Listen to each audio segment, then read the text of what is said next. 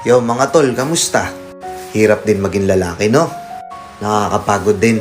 Lalong-lalo na kung responsableng lalaki ka. Ang hirap maging lalaki, yung tipong uuwi ka sa bahay, pagod na pagod ka galing trabaho, tapos tatalakan ka pa.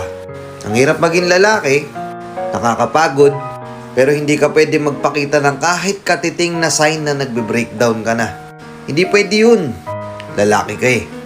Ikaw yung nagpo-provide. Hindi ka pwede magpakita ng kahinaan kasi kapag inilabas mo na nag-i-struggle ka na, magko-collapse lahat. Pero minsan mabibilib din tayo sa sarili natin mga tol, no? Kasi kaya nating itago yung lungkot na nararamdaman natin.